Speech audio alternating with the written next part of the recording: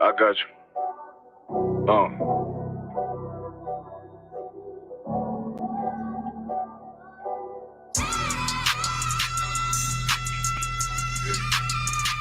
Let it vibe real quick.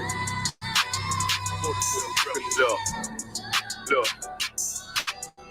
The city eyes, it's time to vote God. My God, a real nigga, cause he wasn't no flaw. Posted on the corner like a watchdog. Family secure, got that shotty in the closet by the mob ball. Fuck what they heard, but tell them it's all true. Be cautious, that foundation falls till you fall through. They gon' fall. Look, I keep this shit 50 times two. Ain't no more heart in this game, I'm John Q. Colder than the avalanche, way above average. Beers taste sweet, told him make me an apple crisp. Left us in the valley full of bones, this where hope found. Shall become a man, dark sands get broke down. Riding through Evanston with Mark Quad, telling me how the crackers turn his childhood to a ghost town. Focus out, nigga, I lay that game down. I feel his pain, cause nothing is the same now. Let my light shine like heaven through a rain cloud. Glock have a fit like my child, no tangent. Try to warn them niggas, we bear arms like tarantulas.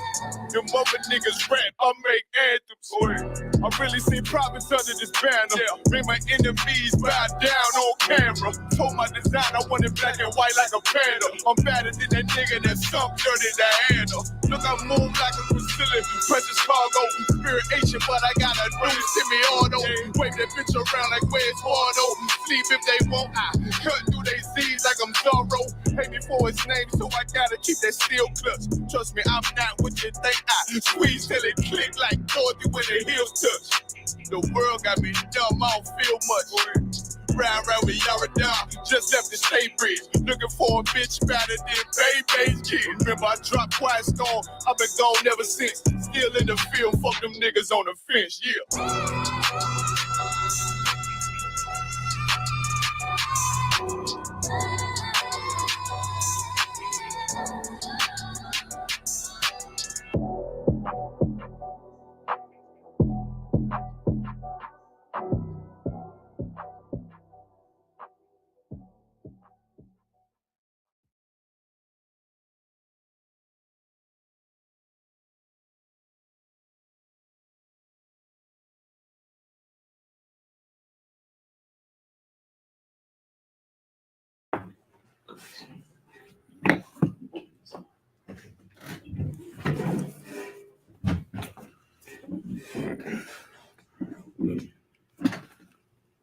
Let me know when they can hear me.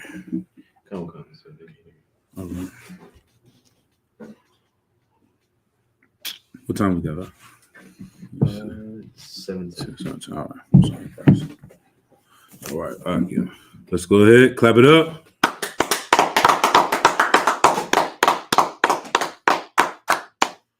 Right. Start off and say, Shalom, Israel. We are the Israelite School of Universal and Practical Knowledge, started out of 1 West, 125th Street, Harlem, New York, under Commanding General Yohana. I'm Priest and Officer 5000 Kasar Pakad. This is the Wednesday night law class for the ISUBK Arizona. We're out here in Arizona, which is home to the Navajo Nation.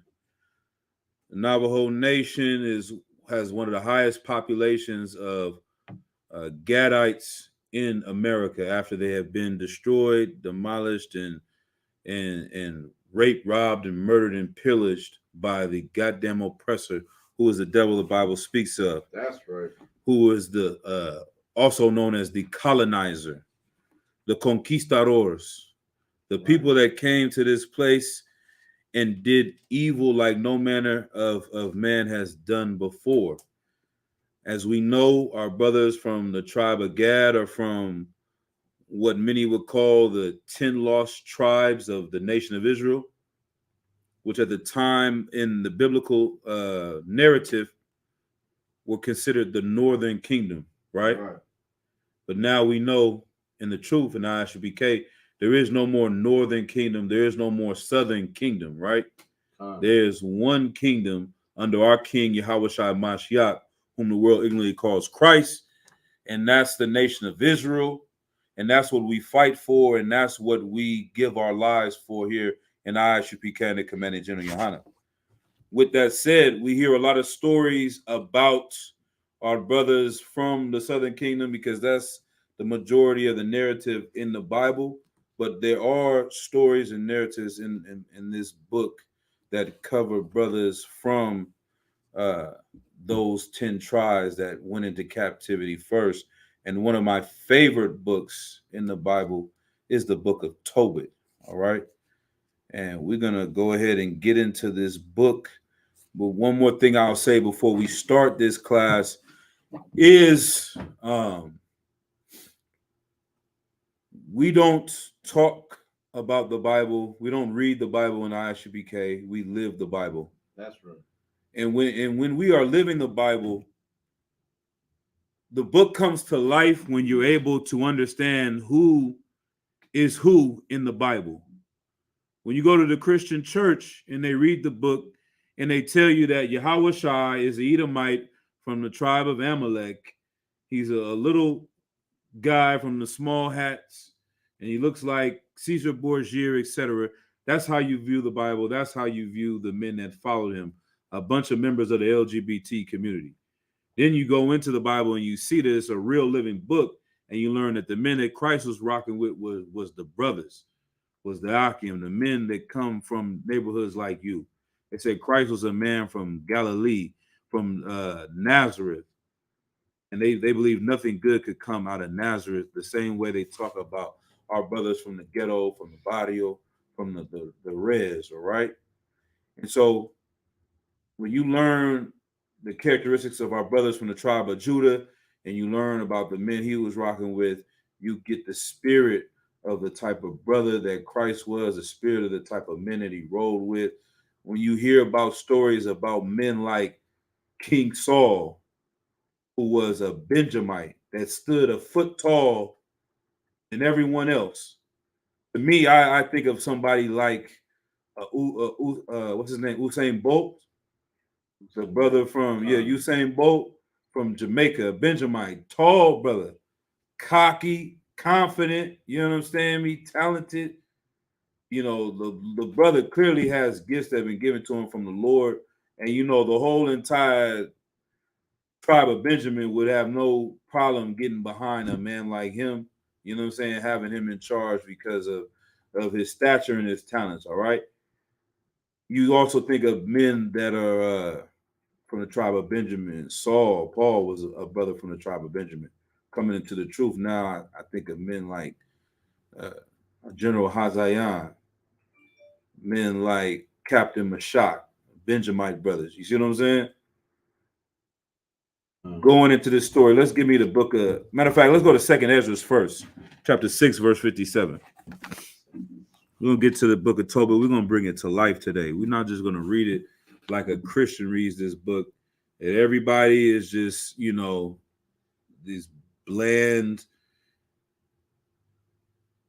homeless, it's like, I'm going to say H&H, white men. You see what I'm saying? Right. These is brothers. These are our family. This is La Familia. You know what I'm saying? This is who we're reading about. People that we know have the same spirit of brothers that we know, right? But let me get that precept. Khan. It's like the 2nd Ezra chapter 6, verse 57, Baba Kashah. Verse 57. And it reads, as for the other people. No, that's 56. We'll start at 57.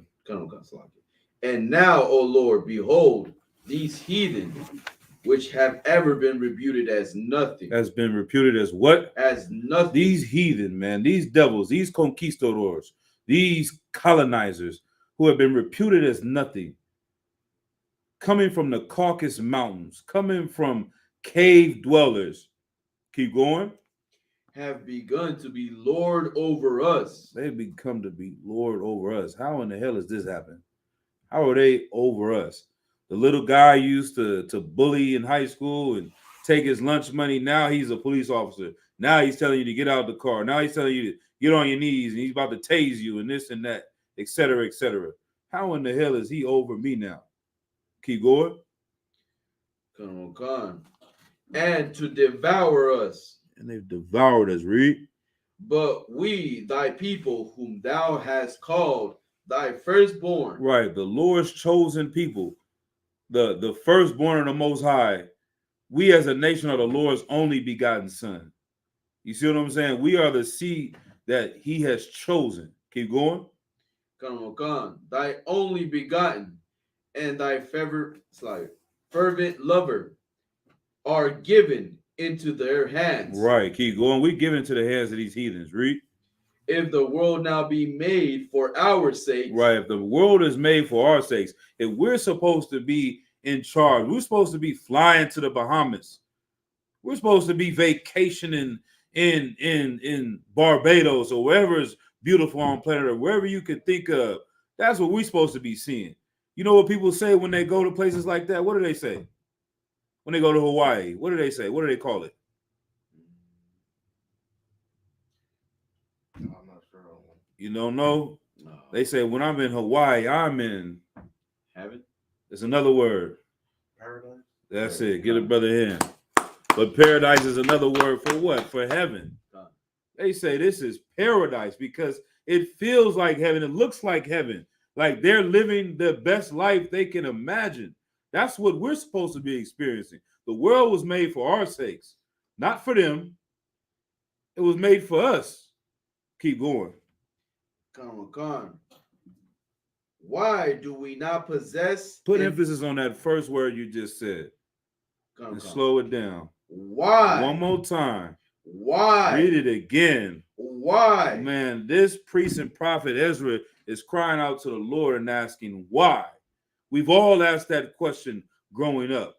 When your cousin got killed, what did you ask? What did you ask, Amatazah? Why? When your mother was on drugs, what did you ask? Why? When your father went to prison, what did you ask? Why? Keep going. Do we not possess an inheritance? Right. Why don't we possess an inheritance? Keep going. With the world. Everyone else we see is prospering. Right. Either my friend that went to school, he goes to vacation to Hawaii and Barbados. He's living in paradise. Your Asian friend pulls up in the Benz and this and that, and they own this shop and they own that. The Arab friend got the gas station, the 7-Eleven, and get to go to Harvard and Yale and all that. Why don't we have an inheritance with the rest of the world? Keep going. How long shall this endure? Man, I hope you brothers in this class are asking yourselves this very same question, man. Right. How long shall this do what? Shall this endure? Man, this is going to endure as long as you're willing not to. If you're not willing to endure to the end, then this is going to keep going on, man. Right. We're not waiting for Christ to return. Christ is waiting for us to return back to our heritage, return back to our culture, return back to these laws, statutes, and commandments. The reason why we're in this situation is because our forefathers and foremothers strayed away. Now, give me the book of Tobit. Give me the book of Tobit, chapter 1 and verse 1. Baba Kashah. We're gonna bring this book to life, because that's what this is, man. It's a true story about an amazing man. I like to call him a legend. This brother Tobit, man, was a powerful brother, and he kept the law of brotherhood, man. All right, go ahead and read. The book of the words of Tobit, son of Tobil, the son of Aniel, the son of Adul, the son of Gabel, the seed of Asel, and the tribe of Naphtali. Right, the tribe of what? Naphtali. Right, the tribe of Naphtali. Who is the tribe of Naphtali today? Anybody know? I think we were just going over the other day from. It's all right. I'll give it to you for time's sake. From Argentina to Chile. Right. Argentina to Chile, right? Right. The brothers that are living down there of Native American descent or indigenous people from this region. So with that, I got a few videos really quickly. Let's get an update. Like I said, we want to see the spirit. We know how the Benjamite brothers rock and roll. We can see how a brother like Paul would get down. You see what I'm saying? we can see how men from the tribe of Judah get down. Let's see what's going on with our brothers in Argentina today. The first video I want you to show, it says the court fines. You see that up there? So when you get a second, just go ahead and play that video from where it's at from the beginning. We got a couple videos. We're gonna try to roll through them because this is important, man. I wish I could let me see. I'll just listen to it with y'all from here, but wish y'all brothers could see it. Irma Avalos was brought to Buenos Aires from the northern province of Chaco when she was a child. She's a member of the Com indigenous community. Her family was escaping poverty. She says discrimination has been part of her life. For my children, it's difficult to accept that they call us Indians or they leave us aside. We are not animals. They cannot come and tell us what to do. They cannot kill us when they want. Last month, in Argentina, some survivors and descendants of the Com and Mocoit people took part in an unprecedented trial of a case that goes back nearly a century ago. In 1924, hundreds of members of the ethnic groups were killed by ranchers and security forces for protesting for better working conditions in cotton fields in Napalpí, in the province of Chaco. On Thursday, a judge acknowledged the complicity of the Argentine state in the killings and ordered a series of measures to assist the communities today. The trial for the massacre in Napalpí shows the serious abuses that indigenous communities suffered in this country. Only 1 million of the 45 million people in Argentina consider themselves descendants of the original indigenous groups. Most of them live in poverty and continue to fight for survival. Right. Pascual Duran lives not far away from Napalpí in Chaco. He's also a member of the Com indigenous community. He says his people have to struggle for food and work and remembers when the police beat him and accused him of stealing beef 2 years ago. Man, pause it real quick. Juliana. So they saying something happened back in the days, I think it said in the 40s, where obviously, if anyone knows about Argentina, there's a lot of oppressors that moved there, specifically after the Nazis, Nazi Germany. A lot of Germans fled to Argentina and built up this country and colonized it the same way. And the abuse that these oppressors put upon the natives was atrocious. They had a massacre, killing hundreds of our brothers from the tribe of Naphtali. And even oppression is still continuing to this day. They said the majority of people are suffering food shortage, poverty to this day. And this brother right here, who's about to speak, his eyes are kind of messed up, right? If it's easy on the screen, you can see it. Like his eyes look like he's almost blind, kind of crooked eye. You know what I'm saying? When we get into the story of Tobit, I just want you to think of a brother like this. You know what I'm saying? Older brother, calm spirit. Let's see what happened to this man. They said he was accused of stealing beef to eat, right?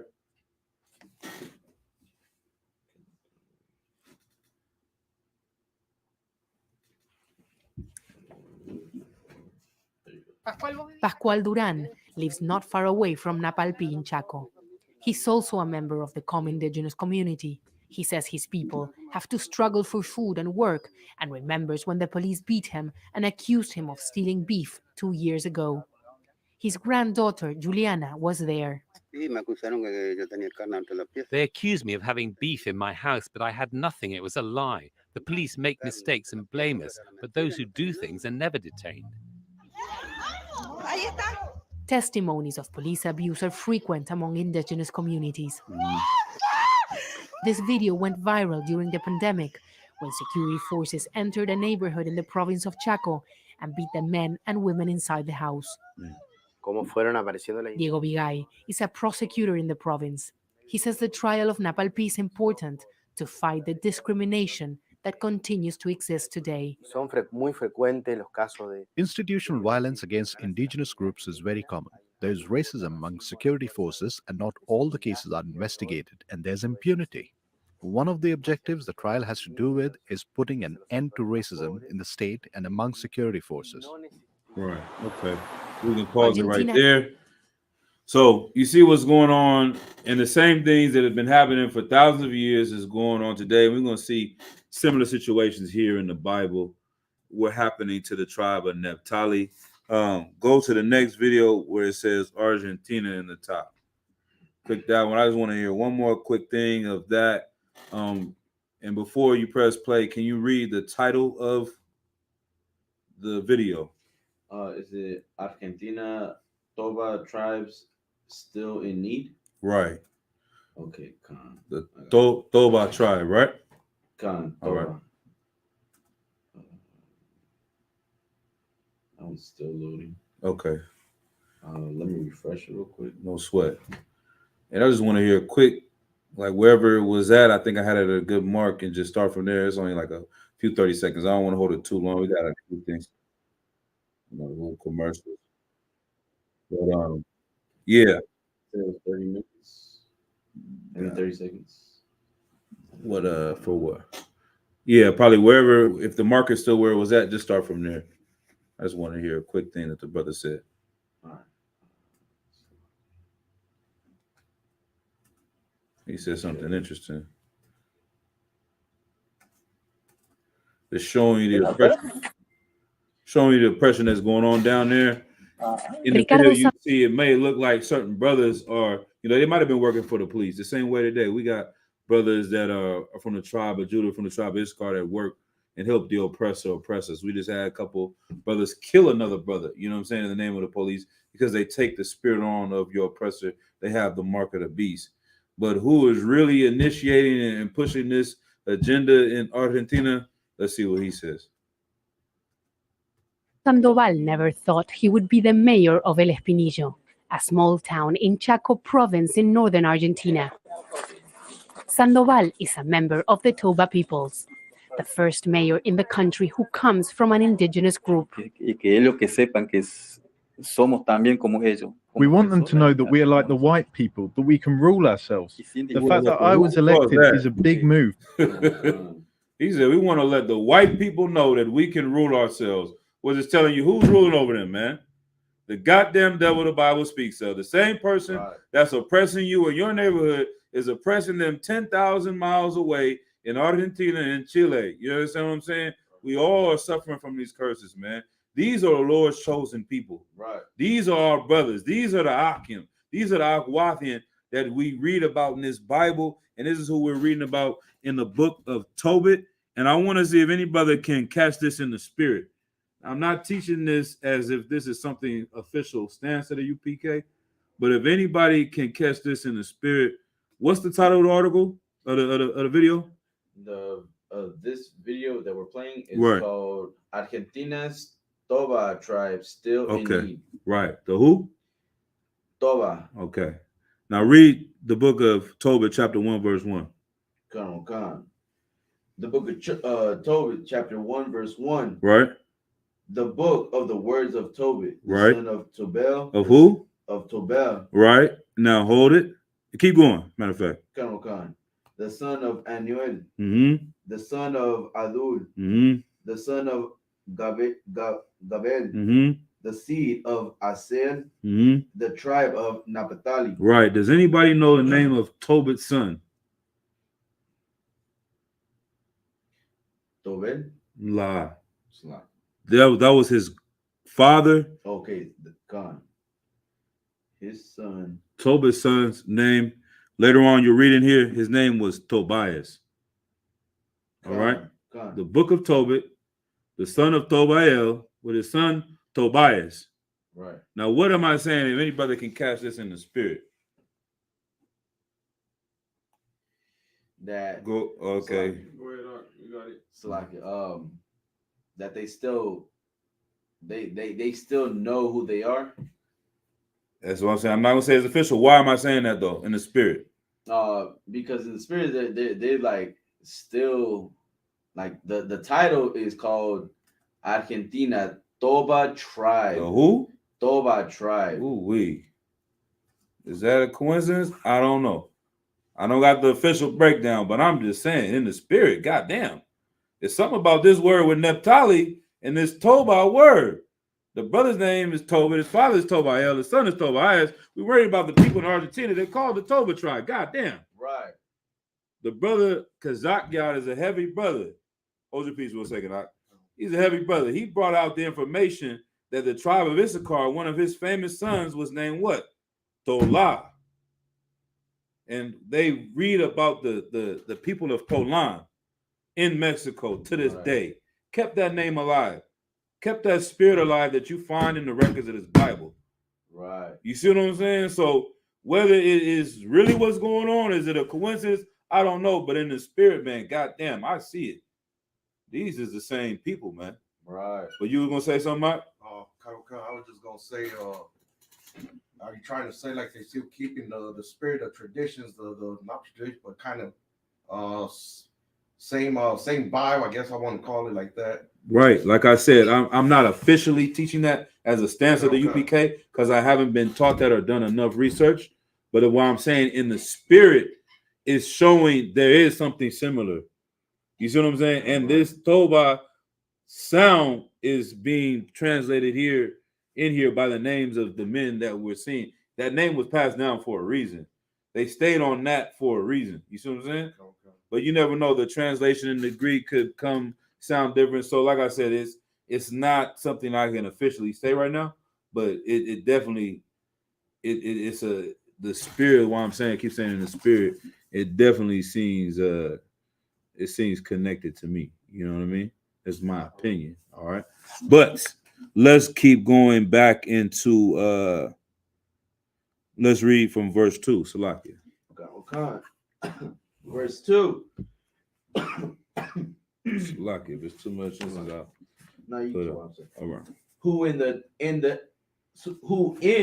time of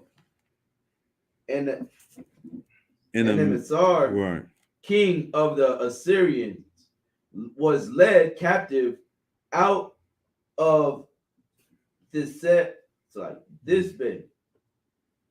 which is at the right hand of the city, which is called properly Naphtali in Galilee. It's like Khan. Galilee above Asser, right? Khan above Asser. All right. So for time's sake, like I said, I'm gonna try to keep moving. I got a lot of videos. I just want to bring the context. One more thing is one more video. It says, rise and fall. If you could play that one real quick from where I left it off. It's just the history. We're gonna go into learn a little bit about the Assyrian Empire. Who are the people that held them captive and took them away? Like we were reading in Second Ezra. How are these heathens that were supposed to be underneath us, they're supposed to serve us? How did they come to rule over us? And this is a context. If it's ready, go ahead and play it. 100 years later, however, Assyrian kings began a new round of conquests. This time, they honed their administrative system into an empire that would last generations. Assyrians were military innovators and merciless conquerors. During their conquests, they used siege tactics and cruel punishments for those who opposed them, including impalement and flaying. Pause it. The growth of their empire was due in part. They used extreme tactics when they conquer people, including impalement. It's just like to put someone on a stake, the whole body. You impale somebody from the middle region up, you know what I'm saying, up their neck. And flaying. Does anybody know what flaying is? What do y'all think that means? Go ahead. Peel their skin off. Basically, like you flay a fish. Right. You take all the skin off of it, you just got the meat left.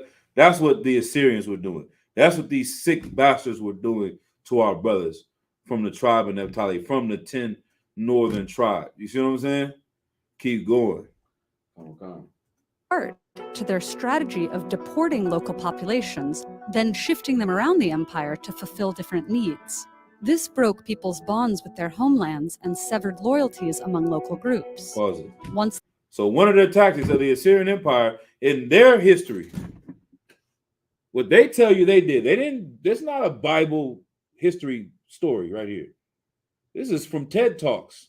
This is from scientists, historians. They're telling you the culture of the Assyrian Empire was to take people from one area and move them throughout the empire, which would help them build up their empire and also destroy your bond from your family, destroy your identity and your love for your kinsmen according to the flesh, and be attached to your oppressor.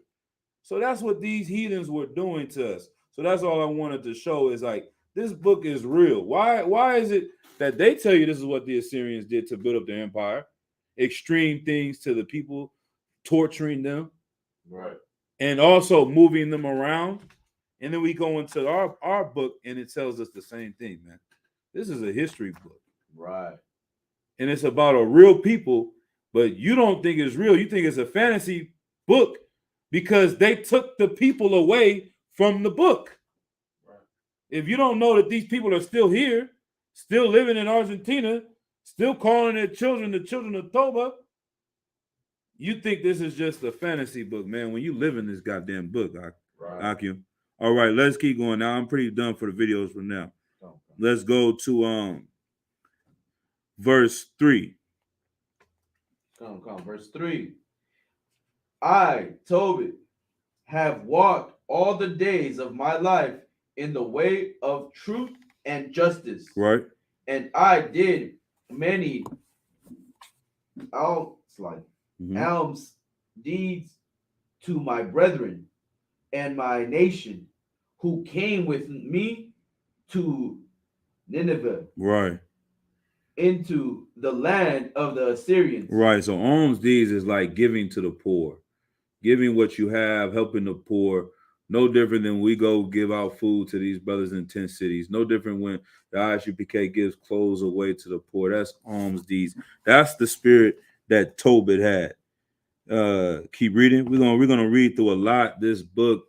I kind of, I'm gonna stop and break things down, but I want to let this book speak for itself too as well. Come on. Verse 4. And when I was in my own country, in the land of Israel, being but young, all the tribe of Naphtali, the father fell from Naphtali, my father. The tribe of Naphtali, my father, fell from the house of Jerusalem, which was chosen out of the tribes of Israel, that all the tribes should sacrifice there, where the temple of the habitation of the Most High was consecrated, right, and built for all ages. Right. So, anybody want to take a shot at that real quickly? Try to break that down.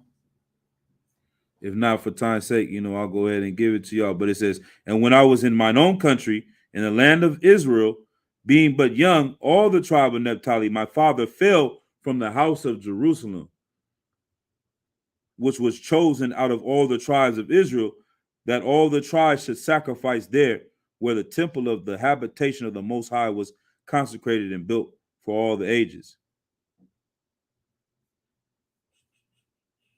We'll keep going. Let's read verse 5. Come. Verse 5. Now all the tribes which together revolted, and the house of men of my father Naphtali sacrificed unto the heifer Baal. Right. But I alone went often to Jerusalem at the feasts, as it was ordained unto all the people of Israel by an everlasting decree. Right. Having the first fruits with tents of increase, with that which was first shorn, and them gave I at the altar to the priests, the children of Aaron. It's like Aaron. Right. So Oscar War, you want to break this down? What's going on right here? Brother, can read the verse again, Bible show. Come. It's like no sweat. You got it. You want it? Go ahead. Read it again. Come. Verse from 6. From verse 4, I believe it was. From verse 4. Nah, you started verse 5. So like it. Come. Verse 5. Now all the tribes which together revolted, and the house of my father Naphtali sacrificed unto the heifer Baal. But I alone went often to Jerusalem at the feasts, as it was ordained unto all the people of Israel by an everlasting decree. having the first fruits and tenths of increase with that which was firstborn, it's like first shorn, and them gave I at the altar to the priest, the children of Aaron. Right. So he's saying that all the tribes sinned against the Most High, but he didn't follow them. He kept keeping the laws. So right. That's what he's saying, and he paid, and then that's all I'm getting from it. He will still go and keep the law, right? Even though his people were not. Right. Okay. And we good. We'll go ahead, Matazar. I got Kabadaman. He commented and said, so they lost their culture and departed from the law. The sacrifice to the heifer was idol worship. Right. Okay. Anything else you want to add on to the Matazar? Anybody else? Y'all need to see anything from this? Okay. Because you about to read something, or you about to break I was just thinking like so basically the tribe Naphtali, right, was holding on to well, it's like this is Tobit talk speaking, right? So he said that his father, which is Naphtali, right, meaning his tribe was all falling into the hands of Baal, right? They were worshiping Baal, right? But he was trying to keep the same traditions, right? The same feast, and keep the same traditions on serving our God, right? Instead of Baal. And then it says the what's throwing me off is I at the altar to the priest. It's like and then it's like and them gave I at the altar to the priest, the children of Aaron. Okay.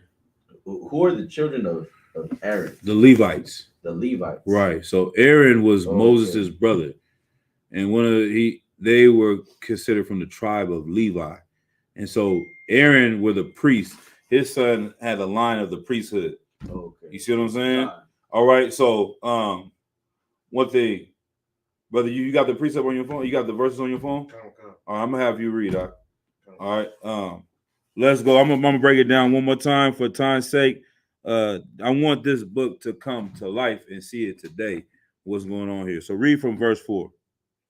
And when I was in my own country, in the land of Israel, being but young, all the tribes of Naphtali, my father fell from the house of Jerusalem. Right. All the brothers from the tribe of Naphtali fell from the house of Jerusalem. Where is Jerusalem? In the land of Judea, the land of Judah, the southern kingdom. There was a civil war. The northern kingdom split off from the southern kingdom, and they went to war with each other. But keep reading. Which was chosen out of the tribe of Israel, that all the tribes shall sacrifice there. Right. In the law of Moses, the Lord said, this is where we're going to have the Lord's holy city in Jerusalem. Everyone from all of Israel is supposed to come there to keep what? The Passover. It's supposed to come there to keep the feast days. But everyone from Naphtali is not going over there anymore because they're at war with their brothers. But Tobit still would go there. Keep reading. Where the temple of the habitation of the Most High was consecrated and built for all ages. Right. Verse 5. Verse 5. Now all the tribes which together revolted in the house of my father Naphtali sacrificed unto Baal. Right. They started following each other gods. Keep going. Verse 6. Verse 6. But I alone. But who? I alone. Keep going. Went often to Jerusalem at the feast, as it was ordained unto all the people of Israel by an everlasting decree, having the first fruit, right, and tenth of increase. Right. So he's giving, he's paying his tithes, he's doing all this. Now, to bring it to life, for time's sake, like I said, I mean, you know me, I like to ask, I like to keep everybody going. If anybody really quickly can make the correlation between what we're doing here in the truth and what's going on here in the Bible. How is this happening today? I'm not gonna give too long. If anybody can see it, go ahead. Well, everybody worshiping, you know what I'm saying? Mm-hmm. Christianity. Right. You know what I'm saying, which would be Baal. Right. In this time. Right? Okay. And we're going to the Lord's Passover. Right. Right. Which is while everybody else is doing sacrifices to that God. Right. We're gonna be keeping the feast. You know what I'm saying? You 100% correct. I just make it a little bit more real based on, like I said, we focusing on who these brothers are. He's saying out the gate, I'm from here and I'm going there. Right. How are brothers living this in the UPK? You saying it right. I just wanted you to bring it a little bit more to life. I'm gonna ask you the question and help you answer. Right. He's from where? He's from the tribe of Naphtali. Which would today would be considered, we know we don't call it that, but in this time, he'd be considered what? Like Chilean. All right. Or also when the split happened, what do they call? Northern Kingdom, right? Kingdom. So everyone knows, this is my example. In California, in Southern California, you have brothers from quote unquote the 10 tribes, right? They have issues. Tribe Issachar has issues with the tribe of Judah. Right. When they go to the penitentiary, it's separated, the yard's separated. They have riots. There's a beef. There's a civil war. Because we're the same people and we hate each other and we fight each other like we're two different nations. That's what was happening. So these brothers, in the midst of this war, he's the only one that says, you know what? The brothers from the tribe of Judah are my brothers. I'm still going to go to Jerusalem. I'm still going to be with them, even if none of y'all are coming with me. You still want to worship Santa Maria? How you say it? La Virgen? La Virgen. La Virgen? Yeah. You want to worship her. You want to worship all. You want to worship Jesus Christos, the Blanco version. You see what I'm saying? Go ahead. San Judas is another one. Right. You know what I'm saying? Right. Now that would be like Baal for them. Like San Judas is like it's another idol worship. You know what I'm saying? Right. The saint is what they call them. Right. Idol worship. Same thing to this day. The candles. Right. The what do they call it? The rosaries. Right. You got what do they call the word though? The witchcraft. Yeah, but how you say it?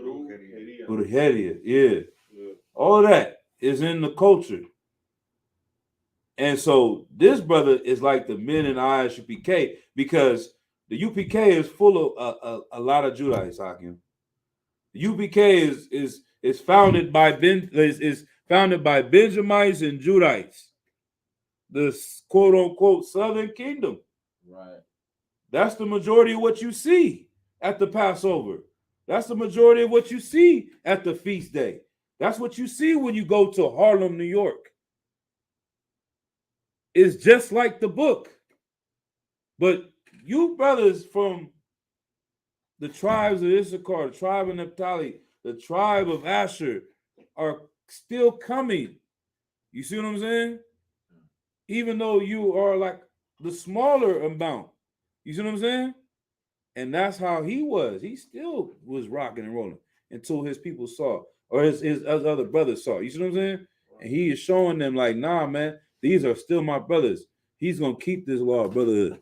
So that's what I'm saying. Like, go ahead up. So like Bottom commented, he said Tobit is every northern kingdom brother who cleaves to the law rather than a tribe. Right. And like I said, you know, General Hyman said, like I said, we don't use that word in this context. Now I'm just going back and this time explaining the story and seeing how this thing is still it's relevant. You know what I mean? Right. And it's something that the spirit that this brother have is the spirit that brothers have to this day. And the way things are going back then is the way things are going right now in a lot of ways. You know what I mean? But let's go to verse. Let's keep reading. Let's start at verse. We can skip 7. You can go to verse 9. Verse 9. I got a lot of verses I can, so bear with me. But verse 9. Furthermore, when I was came to the age of a man, I married Anna of mine own kindred, and of her I begot Tobias. Right. So this brother, like I said, I imagine somebody like the brother with his eyes was messed up in the video. Right. Imagine somebody with a spirit like that, a calm spirit, a brother that looks like he cares about his family. His granddaughter was in the video looking like she's about to cry. They beating him down for no reason. You see what I'm saying? This is the type of brother that they were doing this to. And let's keep going. Verse 10. And when when we were carried away captive to Nineveh, all my brethren and those that were of my kindreds did eat of the bread of the Gentiles. Keep going. But verse 11, but I kept myself from eating. Right, so he didn't partake in going in the way and eating of the bread of the heathens or partaking in their culture, like eating the unlawful foods that they eat. Also not taking on the spirit that they wanted you to have, following their gods and becoming like the heathen. That's what Tobit, he was not about that. Let's see. Let's drop that. Let's go to verse 16. Verse 16. And in the time of in the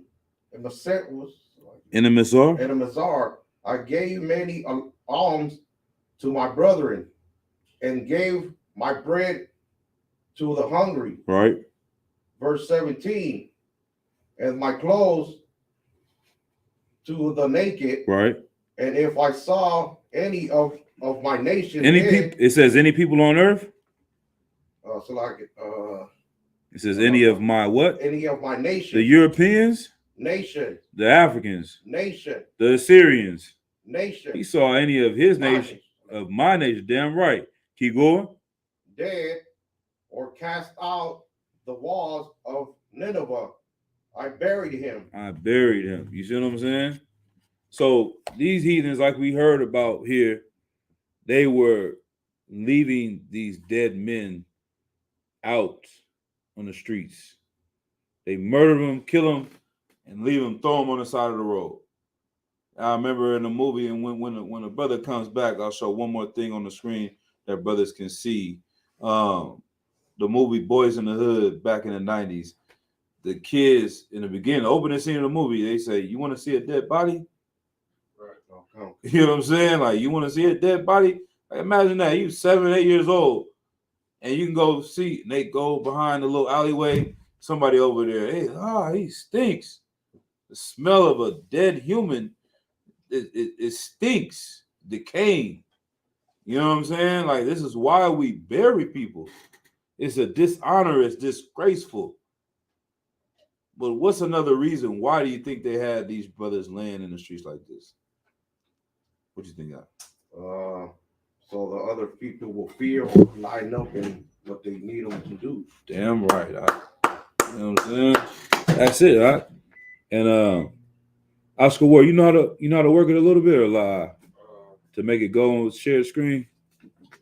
Okay. Well, just click on one of these images, and it says Negro head. If you see that, just click it and read it. It doesn't have to be shared on the screen. This is from the Wikipedia for Negro Head Road. Right. Negro or Nigger Head Road is a place outside Washington, North Carolina, with similar displays in other southern towns where body parts of slaves or blacks were displayed in consequence for a purported crime. It is modeled after displays like Blackhead Signpost Road in Southampton County, Virginia. It was here in 1831 where the head of a slave, Alfred, was displayed on a stake for being part of Nat Turner's slave rebellion as a warning for any future rebels. Right. So there's a whole street and row in North Carolina where we are going to have our Passover this year. You know what I'm saying? The evil that was done to us in that area is notorious. And it's interesting that we're going there for our Passover this year, and we're going to be able to go to the slave plantations and see all these type of things, the evils that people, they want us to forget what happened to us.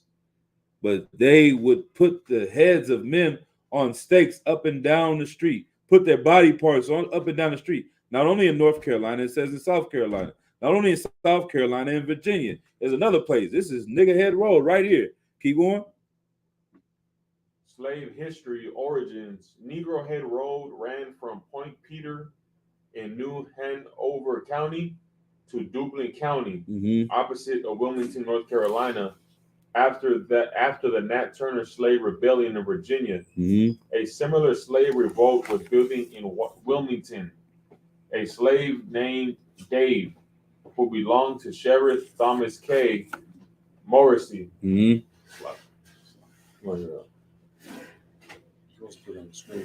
God. Right. So that's what they were doing. The same thing. Nothing is new under the sun. Just like you said, this is why in the Assyrian Empire, there's a bunch of dead brothers from the tribe of Naphtali, from the tribe of Issachar, from the tribe of Asher, laying all over the streets, from the tribe of Zebulun, laying all over the streets, because they wanted to put fear. Okay, and you can continue reading where you left off at. Khan was planning to march to Wilmington with a group of conspirators or something like that. Conspirators, Khan, killing white landowners on the way. In Wilmington, they planned to meet up with over 2,000 other slaves and free blacks to continue their killing raid. Dave was tortured into admitting that he was the leader of the revolt, and he and his accomplice Jim were killed and decapitated. Their heads were then staked on poles and placed along the road as a warning to other slaves. These slaves would be marched through the road, forced to look at the display as a clear threat of what would happen to them if they misbehaved. Damn. In Wilmington, 15 blacks were arrested and 6 were found guilty and killed.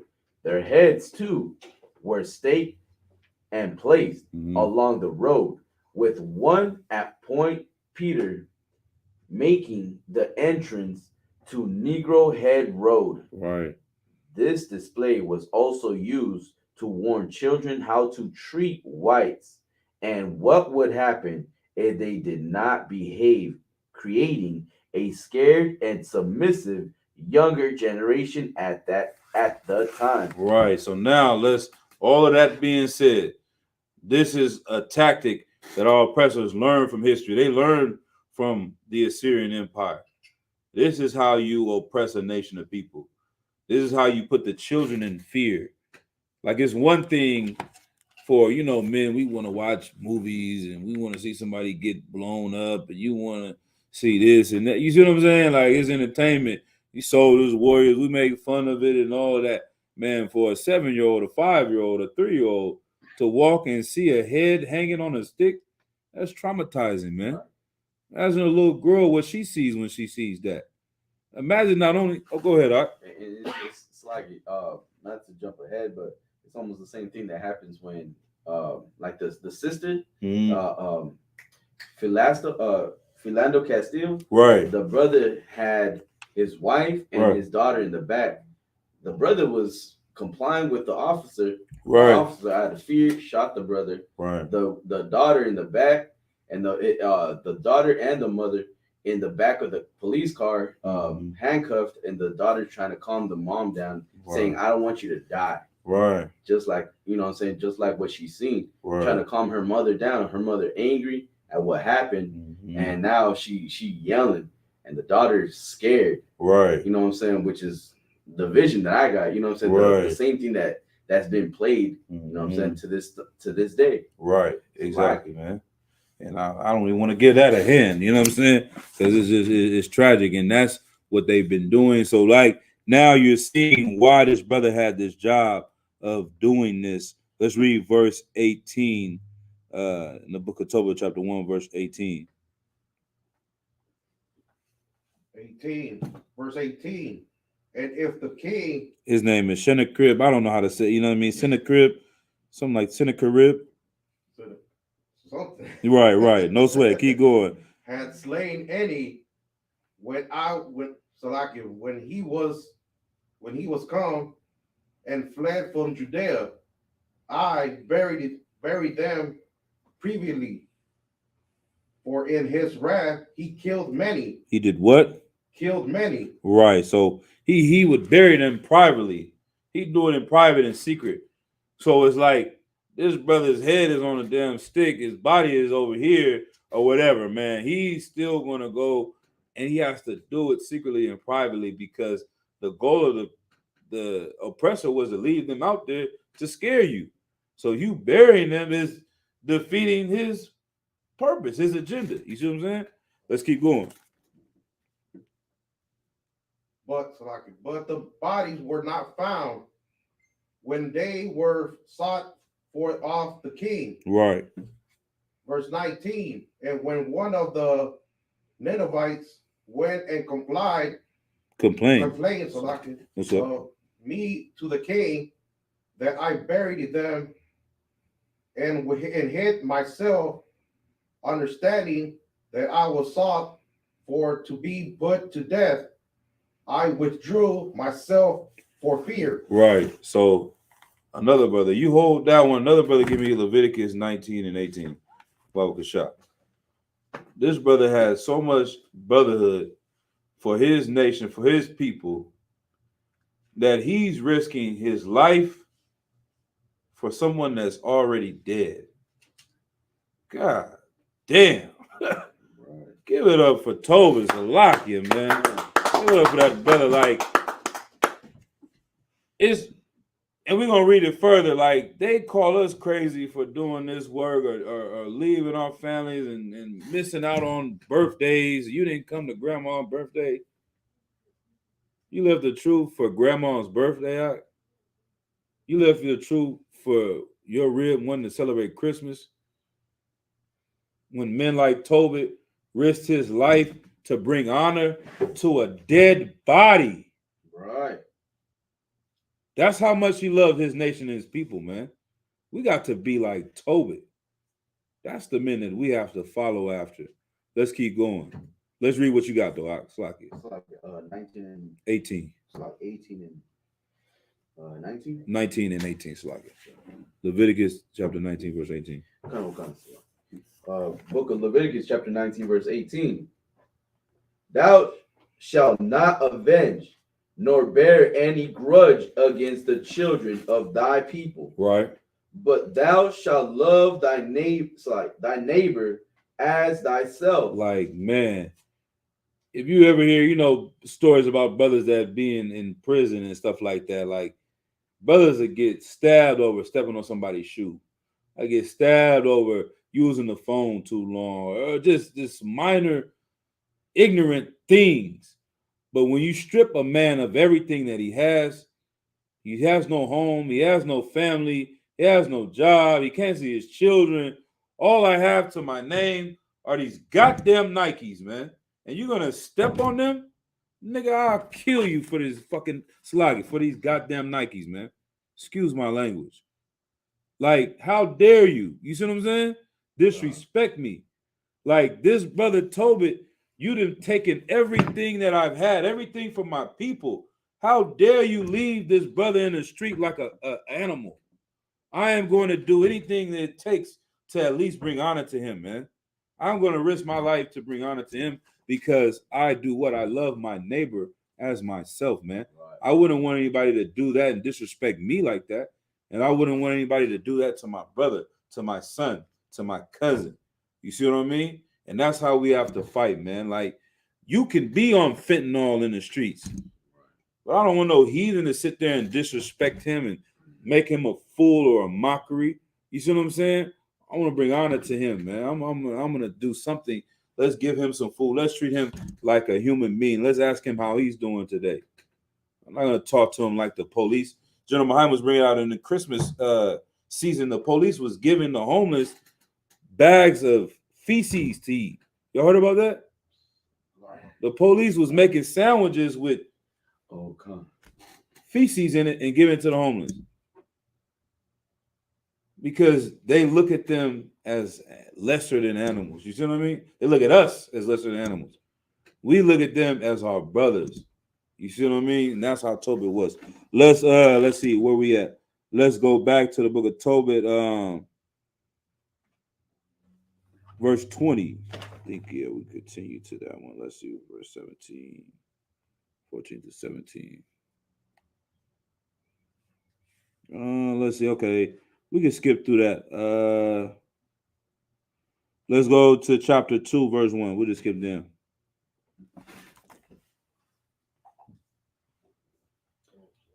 Come. All right. Whoever got Tobit, it. chapter 2, verse 1. Right. Now, when I was home again, and my wife Anna was restored unto me with my son Tobias in the feast of Pentecost, which is the holy feast of the 7th week, 7 weeks. There was a good dinner prepared me in the which I sat down to eat. And when I saw abundance of meat, I said to my son, go and bring what poor man soever thou shalt find out of our brethren, who is mindful of the Lord, and lo, I tarry for thee. Right, man. So he about to celebrate the feast day, about to eat good. Before he sits down, he already been on the run. He was out hiding out, and he finally made it back home, about to get a good meal. But the first thing Tobit said, man, tell his son, man, go find somebody that's poor. Go find somebody that doesn't have anything to eat. Go get them. I'm gonna sit here and wait for that before I eat, man. I'm gonna take care of a brother that doesn't have this good meal. Keep going. Come. Verse 3. But he came again and said, Father, one of our nation is strangled and is cast out in the marketplace. Just like the brothers from the tribe of Toba that we were reading. Just like the massacre that the white man did to them. The native is saying, the indigenous brother is saying, man, we want to show these oppressors that we don't need them to survive, man. We remember the things they've done to us. We want to be on our own. We remember all the people you murdered and killed, man. This man is going through the same thing. He said, man, one of our nation is strangled and is cast out in the marketplace. Read verse 4.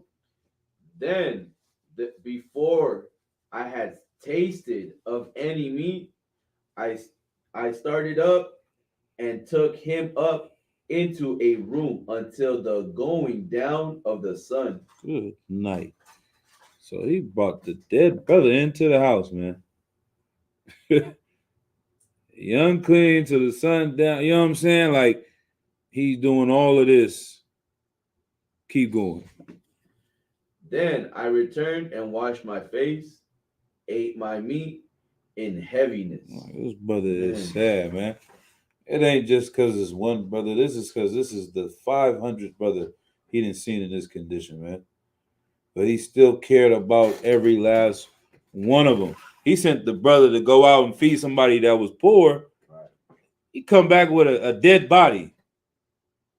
Like, there's a story, there's a parable type of story, man, that I heard some people in the world say. And there was like this ocean, right? And on the sand of the beach, all the starfish had got washed up on the beach. It's like 1,000 starfish. And the importance is showing the concept of the story is showing your influence and your importance, right? And so you can just imagine a beach, and it's literally thousands from all the way over there to all the way over there. It's starfish sitting on the beach. And it's the man walking down the beach. Old man, he pick up one starfish, throw it back in the water. Go pick up another starfish, throw it back in the water. Go and pick up another one, throw it back in the water. He didn't throw 3 fish in the water, and you still see 15,000 on the beach, 10,000, whatever, right? Somebody walks up and says, you know what, why are you doing this? You're not going to save all of the fish. You can't help all of them. You're doing this for nothing. It's no importance to you what you're doing. And you know what the man said to him? He said, picked up another one and threw it. He said, it was important to that one. It was important to that one. I may not be able to go out here and save every goddamn starfish, but just because I can't do that doesn't mean I can't save one. I'm gonna give up on this one. You see what I'm saying? That's what we do in the UPK, man. We're gonna try to save everyone, but even if we can't reach it, well, goddamn, man, I will change one brother's life, man. I will help one sister out. That is important. That means something. That means something, man. Keep reading, Doc. Where we at? Verse 5. Then I verse 6, yep. Remembering the prophecy of Amos, as he said, your feast shall be turned into mourning. Damn. And all your mirth into lamentation. All right, damn. Now the words of the prophet that said this before this happened, he like, damn, my feast day, it's supposed to be a day of celebration. It's supposed to be the Feast of Purim. It's supposed to be the Passover. One of our brothers is lynched and hanged outside, man. I'm crying. You know what I'm saying? This is not a day of celebration anymore. It's another sad day in hell, man. That's what it is for me. Realizing even the day I'm trying to be positive and have a good day back home, eating with my family, I still got to remember another brother got shot. It's like at our Passover, we hear about a George Floyd happening. You know what I'm saying? It's like, how can we really enjoy this day when this is going on with our people? Let's keep going. Come on. Verse 7. Therefore I wept, and after the going down of the sun, I went and made a grave and buried him. Read. But my neighbor mocked me and said, this man is not yet afraid to be put to death for this matter, who fled away, and yet lo, he burieth the dead again. He do what? He burieth the dead again. Like, God, this is the starfish. The neighbors are mocking him, making fun of him. What is wrong with you? This is the same man that had to run and hide out for 50 days, 60 days in the woods because the oppressors coming to stop him and kill him for burying his brothers. That's the crime he committed, loving his nation of people. They wanted him to get put to death for that. And they're laughing and mocking him. And he comes back and does it again, man. That's who we are, man. Y'all think it's funny because we got, you know how many Israelites it is? You know how many people in the city of Arizona there are? What the hell's wrong with you? You 10 niggas sitting on 4th Street in Roosevelt yelling, y'all ain't gonna stop the homelessness in the tent city. Y'all ain't gonna fix that problem. Y'all ain't gonna end gang banging in America. What's wrong with you crazy Israelites? Get a job, nigga. Go do something with your family. What are you doing? You crazy. You risking death for what, man? For nothing, man. Nah, damn that. We're gonna keep on doing it. We're gonna keep going out there. We're gonna keep teaching. We're gonna keep throwing one starfish at a time, and we're gonna change brothers' lives. You understand what I'm saying? Right. Because that's what the Lord wants. That's right. That's because men like Tobit did things like this. All right. And then man, it just get like I said, I gotta let the book just keep going. We're just gonna keep reading through the verses. So lock it. Let's go to verse 9. Come on. The same night also I returned from the burial and slept by the wall of my courtyard, being polluted, and my face was uncovered. So this brother didn't go home. This brother didn't go back because he's unclean. He's dealing with these dead bodies. He's polluted. So he's gonna sleep outside. You know what I mean? Keep going. And I knew not that there were sparrows in the wall, and my eyes being opened, the sparrows muted warm during into my eyes. They muted warm dung. It's like warm dung into my eyes. And I witness. It's like and a witness. Whiteness. It's like a whiteness came into my eyes. All right. So what happened right here? Amataza? Basically got blinded. By what? By the dung of the birds. We know what dung is, right? The bird and feces. Yeah. In his eyes. And whiteness came over. The brother, after all of this, sit outside and gets blinded. You know what I'm saying? He could have just enjoyed his meal and said, damn that brother. He could have, you know what I mean? He could have stayed at home. He could have been a fake Israelite and said, you know what, I'm going to keep Passover at the house with myself. I don't have to be one body. There's no home of the truth. He could have still been an Israelite. He was keeping the feast. He was keeping the law. He could have ate with his family. You see what I'm saying? He didn't have to go risk his life. But we want more than just to follow the law, man. What is it? Matthew 5:17, 5:18. It says that the ones that will teach the law will be great. Right. Not the ones that keep the law. The ones that teach the law will be great in the kingdom of heaven, man. Right. We want more than just to be an average, you know what I'm saying? Right. Israelite. That's not how we're gonna get this kingdom. So like it. Let's keep going though. Right. Come. And I went to the physician, but they helped me not. Moreover, it's like it. Right. We can skip down, read verse 11.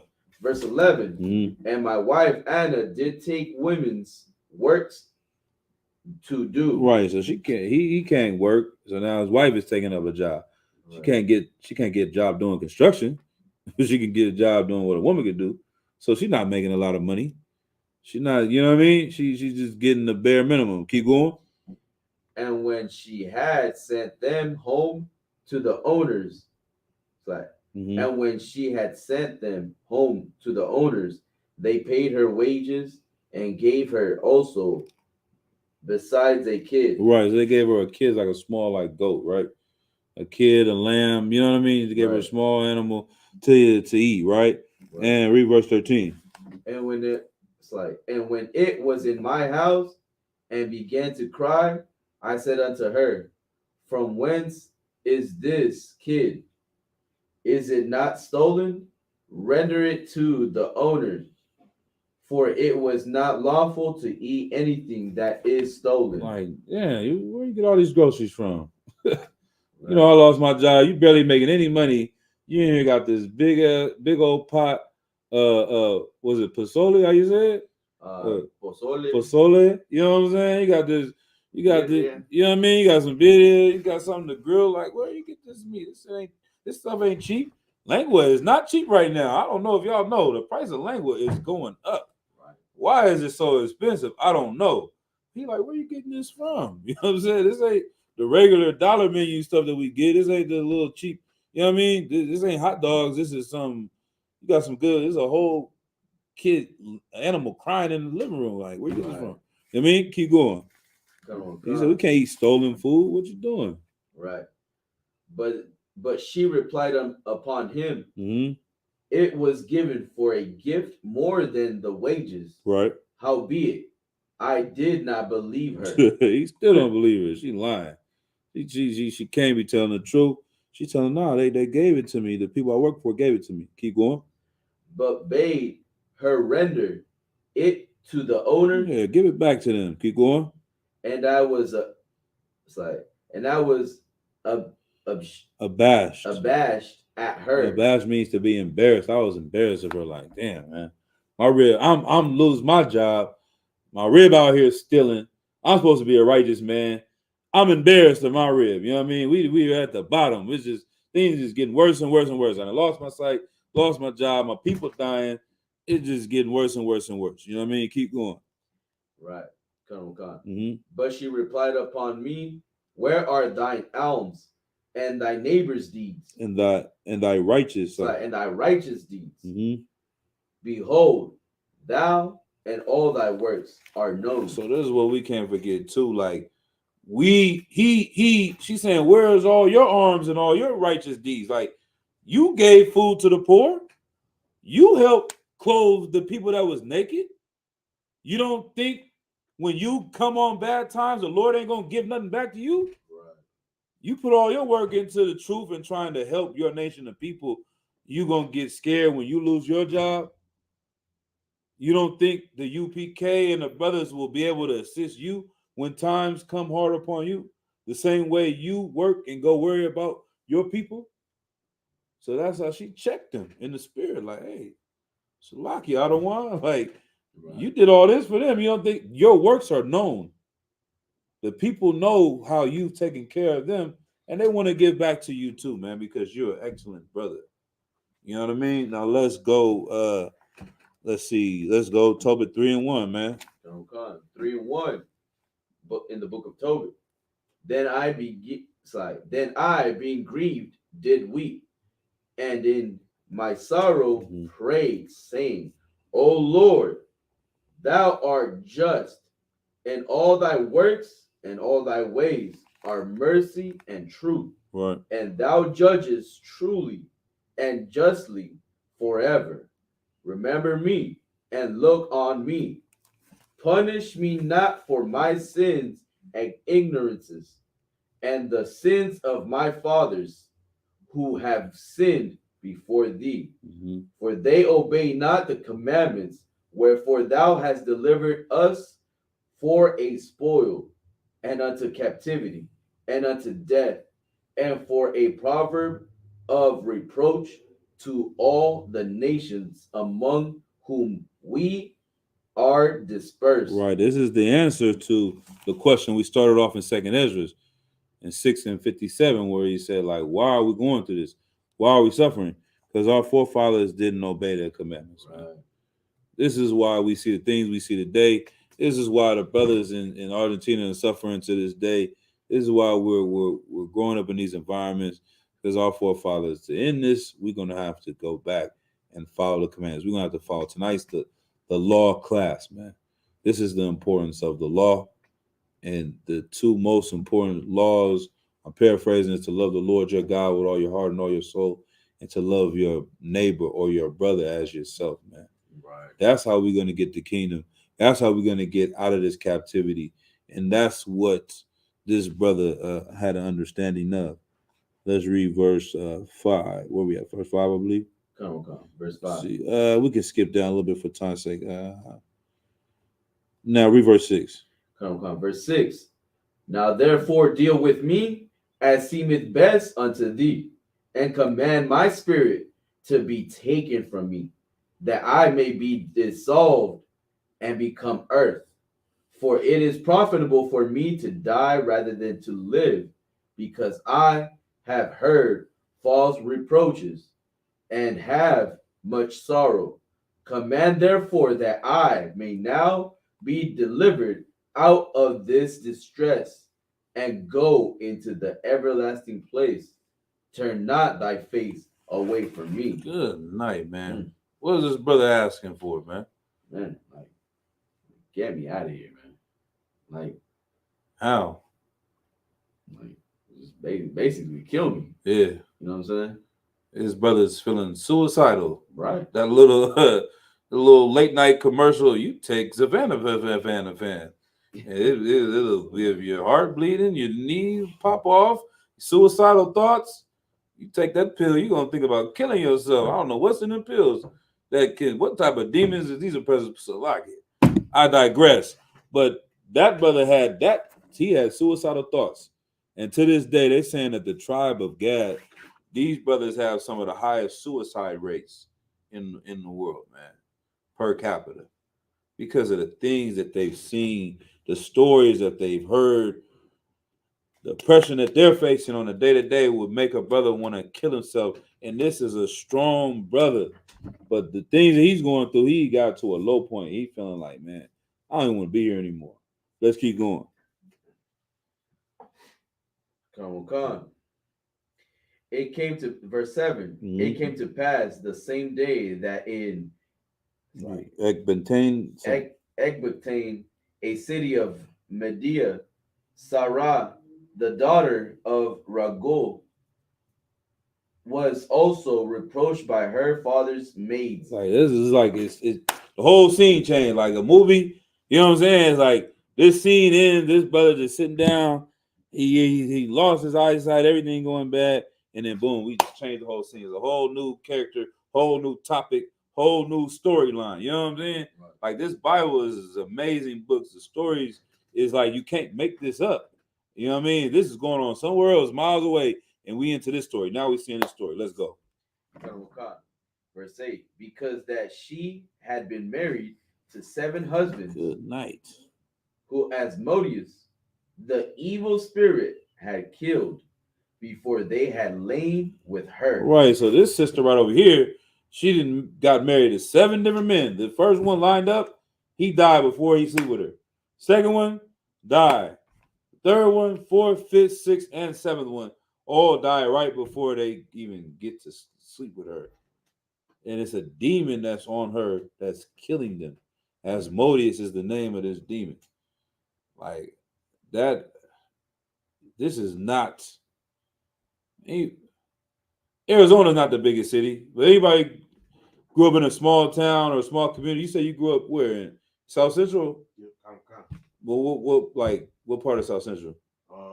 Like between Manchester and Normandy. Right. Okay. You right in the mix, right? So you in LA is a big city, right? But in those neighborhoods, everybody kind of know each other. Everybody kind of hears stories about when you in a little community environment, everyone, you know what I'm saying? Same with Pasadena, I'm sure Arizona, your neighborhoods, people know, people talk. Like this is back when they didn't have no big major cities. Everybody knows everybody. The story is in the air. You go sleep with her, you're gonna die. Right. You the 7th, 8th nigga. Nobody want her. I'm cool. That's the Black Widow. That's I forgot what they called that. The lady from the Cocaine Cowboys. What was her name? Viuda Negra. Yeah. Yeah, she's a kingpin, basically. Yeah. And all her husbands died. Exactly. And you take upon that, you be thinking I'm gonna be the one that's gonna make it. That's how the 7th nigga like, nah, that was something happened. She bad. I'll F it. Damn, now I'm gonna try. He ended up dead. You know what I mean? So this story is ringing around the neighborhood. Everybody's hearing about it. Let's keep going. Slug it. Come. Does thou not know, said they, that thou hast strangled thine husbands? Mm-hmm. Thou hast had already 7 husbands, neither was thou named after any of them. Keep going. Wherefore dost thou beat us for them? If they be dead, go thy way after them. Let us never see of thee either son or daughter. When she heard of these things, she was very sorrowful, so that she thought to have strangled herself.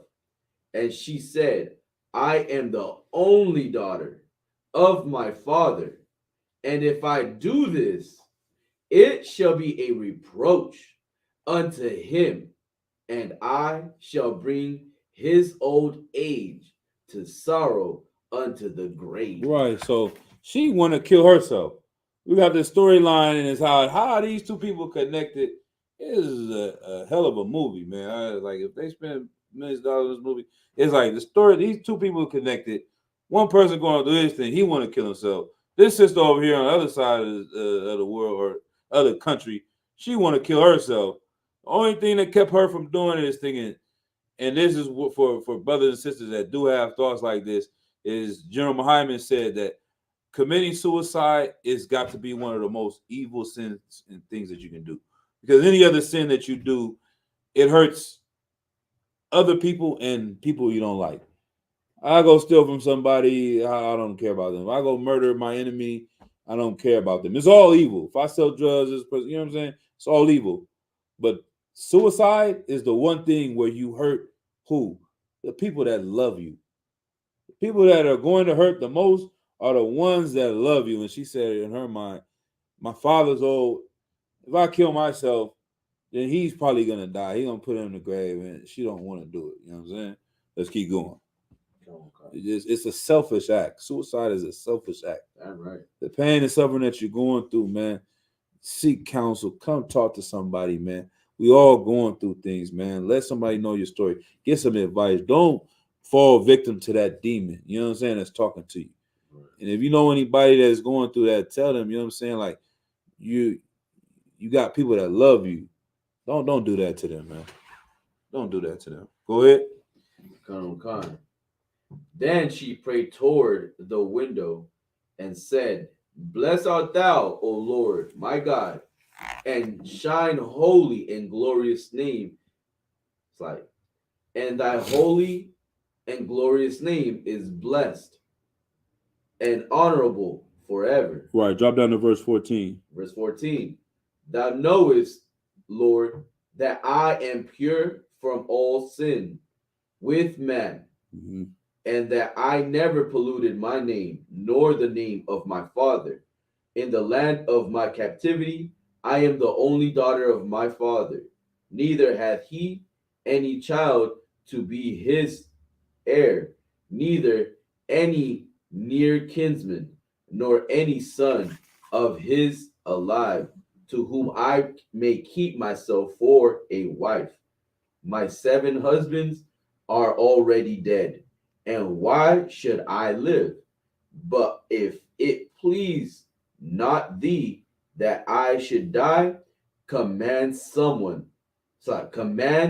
regard to be had of me, and pity taken of me, that I hear no more reproach. Right. She just cried out to the Lord, saying, the Lord, if you don't want me to die, then have some mercy on me. Let me get out of this situation, right? Yeah. Go to verse 16. Verse 16. It's heavy. So the prayers of them both were heard before the majesty of the great Most High. Right. Their prayers were heard. Keep going. And Raphael was sent to heal them both. That is, to scale away the whiteness of Tobit's eyes, and to give Sarah, the daughter of Ragol, for a wife to Tobias, the son of Tobit. Right. All right. So boom, and then it says to bind Asmodeus the evil spirit, because she belonged to Tobias by right of inheritance. Right. So like the Tobias is sent to her because that was supposed to be his wife. So all them men had to go because the Lord already set it up that this was supposed to be his wife because they were kinsmen. That was his cousin. All right. So we drop down to chapter 4, verse 1. We're just gonna go to the story. If we don't finish the story, we'll probably do a part 2 next week because everything in this is a good story. Book of Tobit, chapter 4, verse 1. In that day, Tobit remembered the money which he had committed to Gabel in rages of Medea, and said with himself, I have wished for death. Therefore do I not call for my son Tobias, that I may signify to him of the money before I die. So he's thinking, man, I'm probably am about to die. The Lord gonna kill me. Something gonna happen. Well, let me get my inheritance and some money I left over here with this dude in this other town. Let me send my son to go get that money. Let me see. You can skip down. Okay, my son. It just talks about his mother showing love for her son. We can drop down. Where's the 4 and 7? He starts to tell his son what to do. Read verse 7. Verse 7. Give alms of thy substance, and when thou givest alms, let not thine eye be envious, neither turn thy face from any poor, and the face of God shall not be turned away from thee. So what's heavy about this is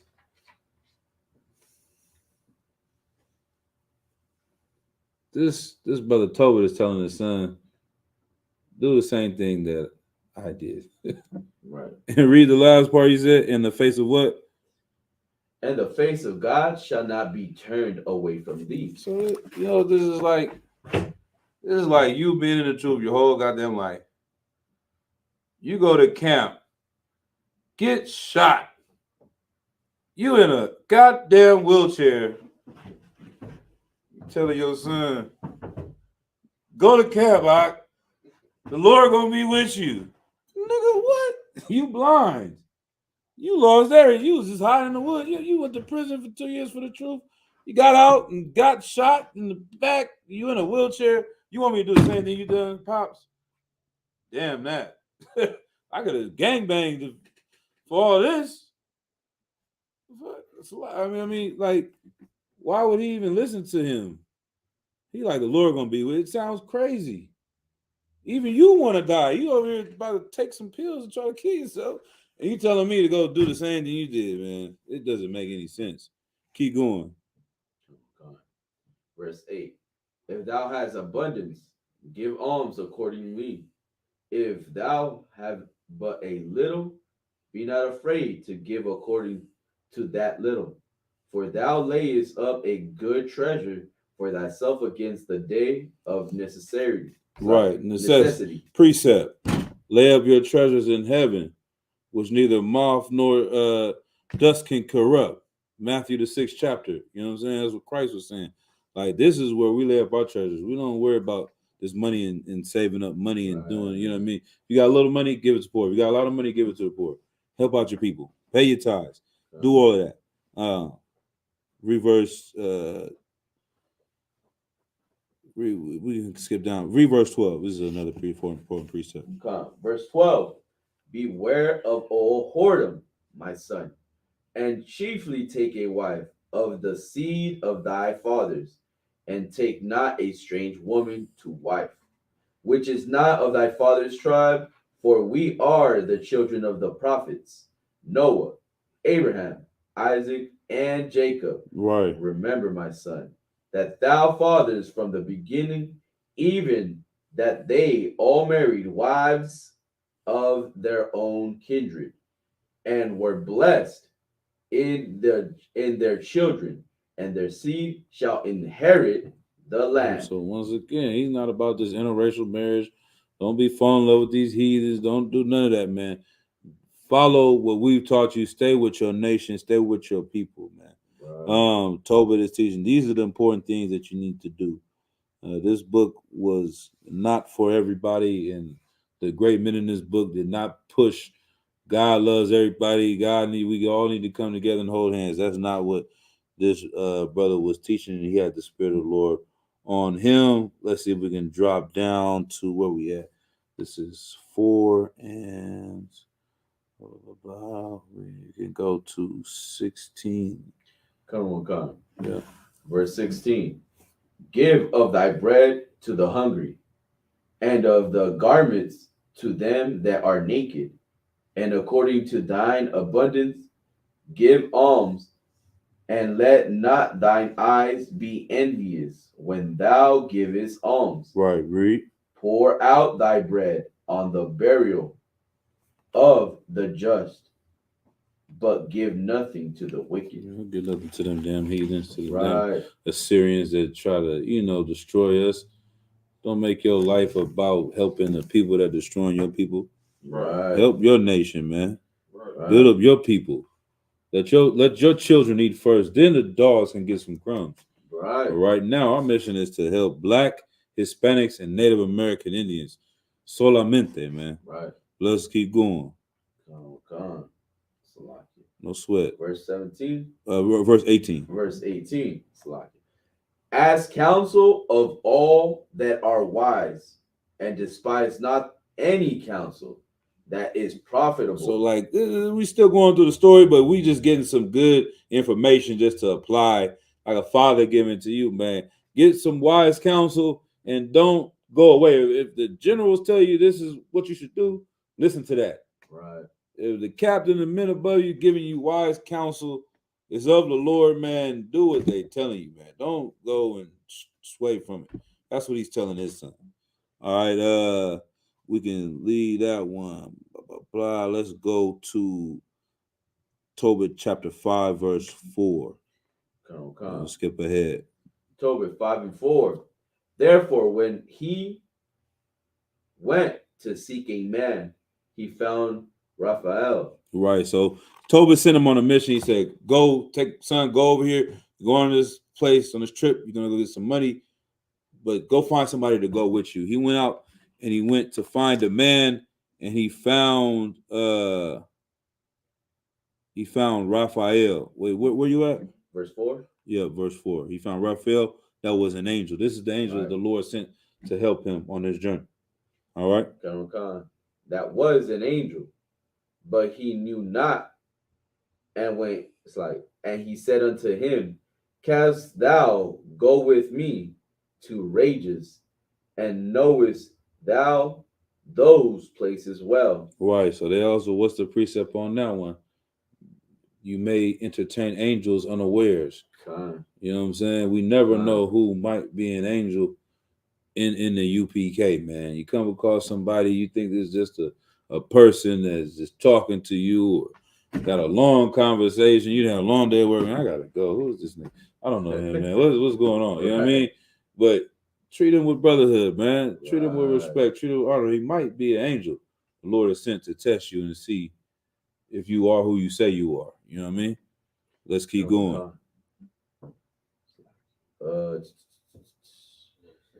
Verse 6. To whom the angel said, I will go with thee, and I know the way well, for I have lodged with our brother Gabel. Man, so he knows everything to say. He's like, yeah, I know who you're talking about. I know the way to get there. Yeah, I'll go with you. Keep going. It says, verse 7. Then Tobias said unto him, tarry for me, till I tell my father. Then he said unto him, go and tarry not. So he went in and said unto his father, behold, I have found one which will go with me.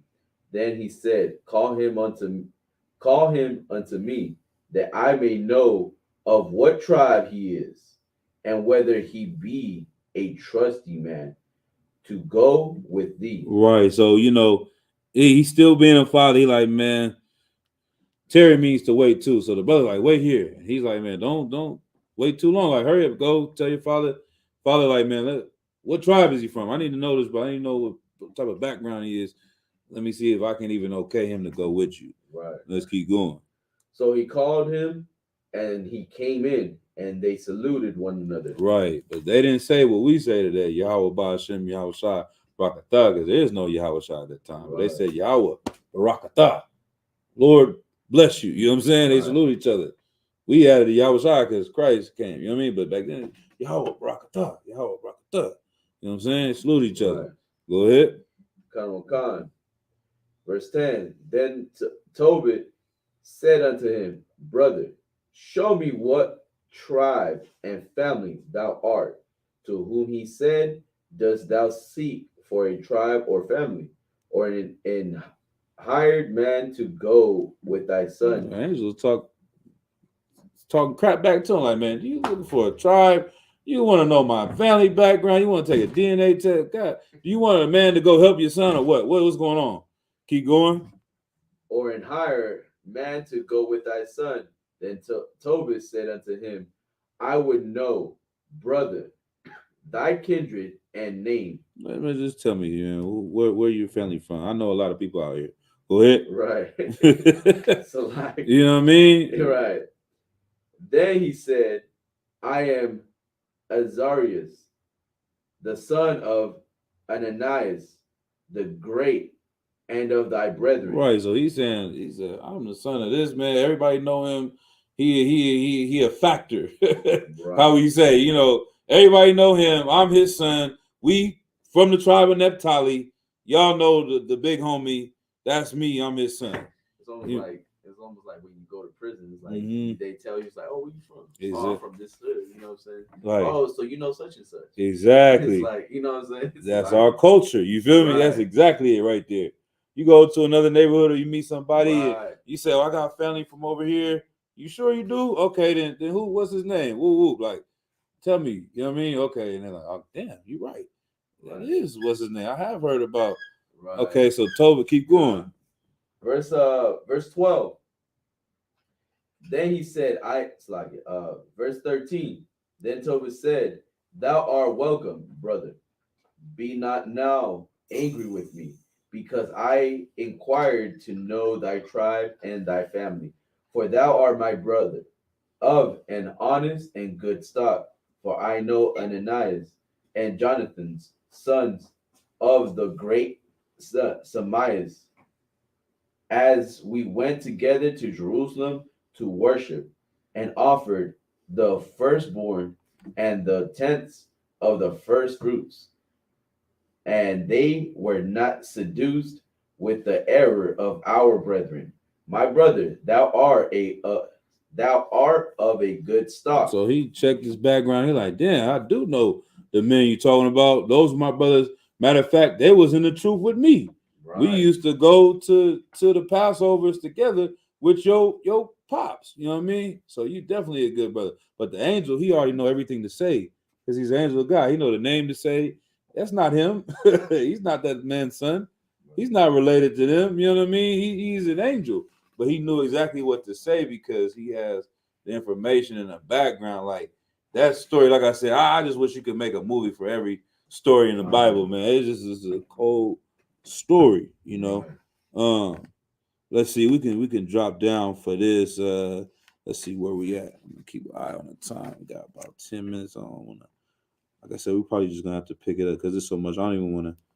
Brothers should definitely read this book. It's not a long book. There's only I think 14 chapters, but we're gonna pick it up next week. Let's go a little bit further. I'm just gonna make a part 2 of this story. Where we at in Tobit 5 and 14. Blah, blah, blah. So he just offers him. He said, "How much money do you want?" He tells him, "This is how much you can charge me." He says, "Okay, I'm gonna take it." Verse 17. The mother, she starts to cry. She doesn't want her son to go. Read verse 18. Verse 18.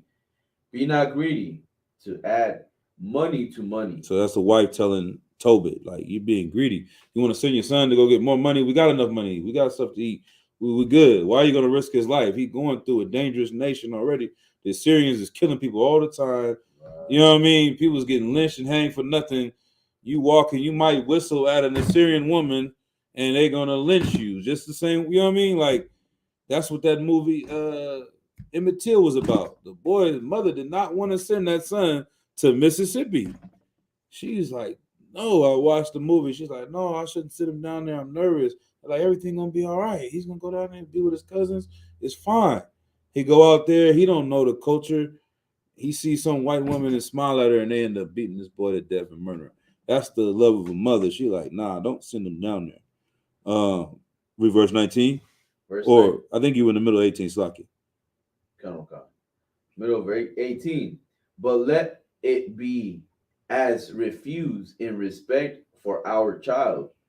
For that which the Lord hath given us to live with doth suffice us. Then said Tobit to her, Take no care, my sister. He shall return in safely, and thine eyes shall see him. Right. So he had good faith. He's like, man, don't worry. And he called her my sister. That's key. That's his wife, but that's his sister. You know what I mean? So sidebar, you know, we have to have brotherhood with each other, but have brotherhood with your ribs as well. You know what I mean? Don't just stop with the men of the Lord, man.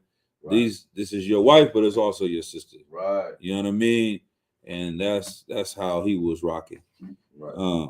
But you know, you don't have to call your rib sister all the time either. You call her baby, whatever name you want to call her. But in your mind, look at her like it's not just the physical things that they can do. This is a person, a daughter of Zion, and I have respect for her and I have brotherhood for her, like I would, you know what I'm saying, the other brothers. Right. You know what I mean? Verse 21. Verse 21. For the good angel will keep him company, and his journey shall be prosperous, and he shall return safe. Then she made an end of weeping. So that seems like a good point to stop. You know what I mean? It's like part 1 and part 2. We're going to see what happens when he goes on his journey next week. We'll do part 2, of what's going to happen. But if I was y'all, I would read ahead if you haven't read it already and go through the story because it's good. I'll probably read it a couple of times before next week as well. Anybody have any comments or anything y'all want to say? Just thinking about the tribe of Naphtali, the old man, they got beat up and damn near blinded in the beginnings. Thinking of a brother like Tobit, you know what I mean? If anybody just want to add anything before we, I mean, just going on, just reading about the story about Tobit, you know what I'm saying? It's very heavy because it's like you could always relate the Bible to today, which is beautiful, you know what I'm saying? And you could see that your brothers in past time go through it the same way you go through it, right? So don't ever think, you know what I'm saying, for any brother that's listening or anybody that's watching, right? Don't ever think that you go through this alone, man. You know what I'm saying? Because you're going to have family in here that you can call to, you can have counsel, right? You can have wise men guide you, you know what I'm saying? You don't have to be here alone. I know we suffered with you know what I'm saying, being alone in the world, right? And making our own mistakes and learning from our own mistakes. But you don't have to learn from your own mistakes in here. You know what I'm saying? You could take the counsel of a wise man, from of a prophet, and he gonna give you the righteous counsel of the Lord. You know what I'm saying? Damn right. And with that, we're gonna close out the class. We'll pass it over to priest and officer of 1000 Amatazah. All right.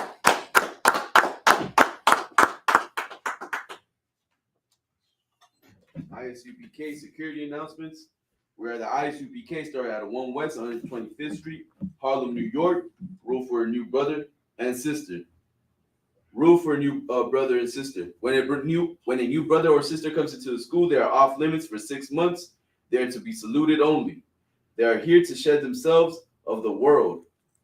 If they need transportation, the teacher will arrange it. After 6 months, if a brother or sister has an interest in a particular person, he or she must get permission from the head to speak to a brother or sister. There's another 6 months in which the brother and sister will court each other. After 6-month period, brother and sister will get permission from the head to marry. Tithes, which is a commandment. You can find this in the book of Numbers, chapter 18, verse 21, Malachi, chapter 3, verse 8 through 10. Means tenth in the Hebrew, ma'ashra.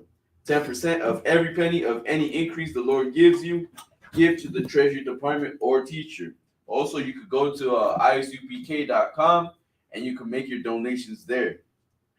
Free will offering for priests, not mandatory, whatsoever amount you would like. Upcoming Holy Convocation, which is the Feast of Purim. And you can find which is on 14th day of the 15th day of the 12th month, Sunday, 5th March, and Mondays, 6th March, 2023. And you can find this in the book of Esther, chapter 9, verse 20 through 21. Also, if anyone wants to be a trooper in the school, to start wearing all black, boots, shirts, pants, headband, and scarf. And one more thing, the Lord's annual 54th Passover, April 1st, Raleigh, North Carolina. Yes, and with that, we're gonna do one courtesy salute to the teacher, men of Israel, Majim, which means to stand. Men of Israel, Majim Shabbat, Majim, Barak, Yahweh Ba'Shem Yahushua Barakatham. Yahweh Ba'Shem Yahushua Barakatham. Yadim Matah, class dismissed.